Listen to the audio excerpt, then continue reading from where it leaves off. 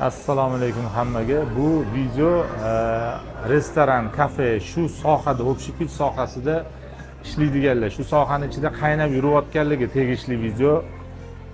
Erinmay ko'ringlar, bitta narsa bor bu yerda. Qanaqaki, misol restoran yo kafe ochib olasiz, interyeringizni qilib olasiz, pul ketkizib olasiz, dizayn qilib olasiz, arxitektor, proyektirovщик hamma komandangiz bilan qilib olasiz.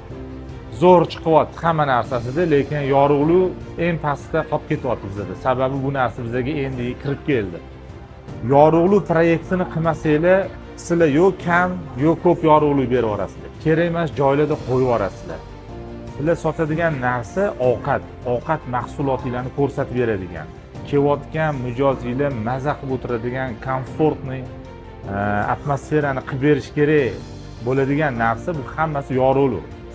Siz to'g'ri dizaynlarni qilasiz, shuncha pul ketkazyapsiz, lekin yorug'likka ahamiyat bermasangiz, hammasi bir teng bo'ladi.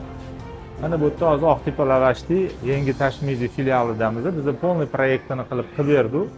Kerakli modellarni qilib, qo'ydirib, hammasini qilib berdik. Mana hammasi joy-joyida turibdi. Bir aylanib kelsanglar ko'rasizlar, shu sohadinglar. Qanaqaki har bitta sitsinlik o'zini ishini o'zini joyida bajaryapti. Ya'ni joyiga qo'yish kerak uni. Uni просто randomni yoki nima deydi, simmetriya qilib, chista vizualni chiroyli chiqish uchun qo'yish kerak emas. Ko'rinishi u boshqa. Lekin o'zini ishini bajarishi, o'zini joyida turishi bu eng kerakli narsa. Ya'ni kelgan odam o'tirganda, mana shu o'tirgan stoli ovqatini yorib bersa bo'ldi. Ya'ni u yorishda ham sifatlari bor, 40 mingta narsasi bor. Uni batafsil biz tushuntirib beramiz. Bizga aloqaga chiqsanglar, bu konsultatsiyalar, maslahatlar tekin bizda. Erinmay qo'yinglar. Biz maslahat berishdan charchamaymiz. Sababi bizni men ham dunyoni kezganman. Bizlar ham O'zbekiston ham hozir qolishayotgani, o'sha уровеньda bo'lsin.